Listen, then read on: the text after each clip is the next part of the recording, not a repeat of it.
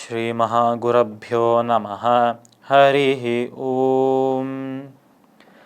சதாசிவசமாரம்பாம் சங்கராச்சார்யமத்யமாம் அஸ்மதாச்சார்யபர்யந்தாம் வந்தே குருபரம்பராம்.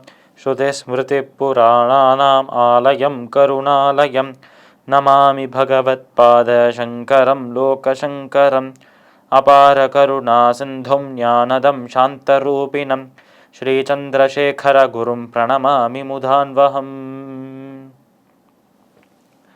GeM TV நண்பர்களுக்கு எனது வணக்கங்கள்.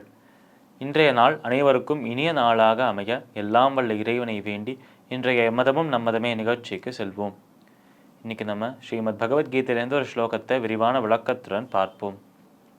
தியூதம் சலயதாமஸ்மி தேஜஸ்தேஜஸ்வினாமஹம் ஜயோஸ்மி வியவசாயோஸ்மி சத்வம் சத்வவதாமஹம். இந்த ஸ்லோகம் ஸ்ரீமத் பகவத்கீதையின் 10வது அத்தியாயமான விபூதி யோகத்தின் 36வது ஸ்லோகம். இந்த ஸ்லோகத்தில் நம்ம கிருஷ்ணர் அர்ஜுனை பார்த்து கூறும் விஷயங்கள்: அர்ஜுனா, ஏமாற்றக்கூடிய அனைத்து வழிகளிலும் நான் சூதாட்டமாக இருக்கிறேன் என்று சொன்னார். நல்ல விஷயங்களாக மட்டும்தான் இறைவன் இருப்பார் என்பது கிடையாது, தீய விஷயங்களிலும் இறைவன் இருக்கிறார். அதனால்தான் நம்ம இறைவன் அனைத்திலும் இருக்கிறார் என்று பார்த்தோம். அனைத்து செயல்களிலும், அனைத்து நபர்களிலும், அனைத்து விஷயங்களிலும், அனைத்து பொருட்களிலும், அனைத்து இடங்களிலும் அவர் இருக்கிறார். ஆனால் நன்மை மட்டும்தான் என்பது கிடையாது, தீமையிலும் அவர் இருக்கிறார். இருந்தாலும் அந்த தீமை பக்கம் போக விடாமல் நம்மளை தடுப்பதும் அவர்தான் என்பதை உணர்ந்து கொள்ள வேண்டும். ஆனால் ஏமாற்றக்கூடிய விஷயங்கள் எந்த வழிகளால் ஒருத்தரை ஏமாற்ற முடியுமோ அந்த வழிகளில் சிறந்த வழியாக இருக்கும் சூதாட்டமாக நான் இருக்கிறேன். ஏன் சூதாட்டத்தை சிறந்த வழி என்று சொல்கிறார் என்றால், பெரிய தர்மாத்மாவாக தர்மராஜாவாக இருந்தவன் யுதிஷ்டிரன். அப்பேற்பட்ட யுதிஷ்டிரனையே அந்த சூதாட்டம் தான், அந்த சூதாட்டத்தினால்தான் யுதிஷ்டிரன் எல்லாத்தையும் இழந்து தன்னையும் இழந்து நின்றார் கடைசியில். அதனால் அந்த சூதாட்டம் என்பது ஏமாற்றக்கூடிய விஷயங்களில் ரொம்ப சாணக்கியத்தனமான ஒரு விஷயமாக அது இருக்குது என்றே வைத்துக்கொள்ளலாம். ஆனால் ஏமாற்றக்கூடிய விஷயங்களில் நான் அந்த சூதாட்டமாக இருக்கிறேன். அப்புறம் ஒளி பொருந்திய நபர்களின் அந்த ஒளியாக நான் இருக்கிறேன். அந்த ஒளி பொருந்திய தேஜஸ் என்று சொன்னாலே நிறைய நல்ல விஷயங்கள் செய்து பலரால் மதிக்கப்பட்டு அந்த சமூகத்தில் ஒரு ரெஸ்பெக்ட்ஃபுல்லான ஒரு பொசிஷனில் இருப்பவர், அதாவது அனைவராலும் மதிக்கத்தக்கவராக இருப்பவர்.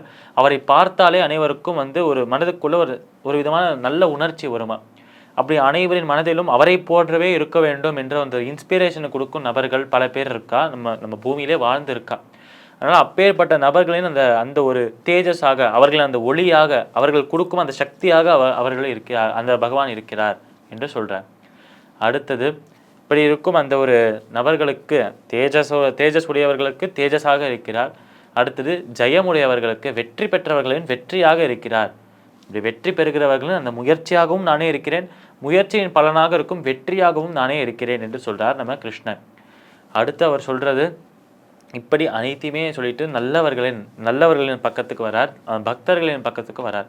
ஆனால் நல்லவர்களின் நற்குணங்களாக நான் இருக்கிறேன், நற்குணங்கள் உடையவர்களின் நற்குணங்களாக நான் இருக்கிறேன் என்று சொல்கிறார் கிருஷ்ணர். இதை இன்னொரு விதமாகவும் பார்க்கலாம், பக்தர்களின் பக்தியாக நான் இருக்கிறேன் என்று சொல்லலாம் நம்ம கிருஷ்ணர் சொன்ன விஷயத்தை. அதனால் நம்ம கிருஷ்ணன் இந்த ஸ்லோகத்தில் முக்கியமாக அவர் சொல்கிற விஷயங்கள்: நான் ஒளி பொருந்திய நபர்களின் ஒளியாக இருக்கிறேன், நற்காரியங்கள் செய்யும் நபர்களின் நற்குணங்களாக நான் இருக்கிறேன். அடுத்தது, வெற்றி பெற்றவர்களின் அந்த ஒரு வெற்றியாக நானே இருக்கிறேன், அனைவரையும் ஏமாற்றக்கூடிய விஷயங்களில் சிறந்ததான சூதாட்டமாக நான் இருக்கிறேன் என்று சொல்கிறார் நம்மளோட கிருஷ்ணர். ஸ்ரீமத் பகவத்கீதையின் 10வது அத்தியாயமான விபூதி யோகத்தின் 36வது ஸ்லோகத்திற்குண்டான விளக்கம் இதுவே. மீண்டும் நாளை சந்திப்போம். நன்றி, வணக்கம்.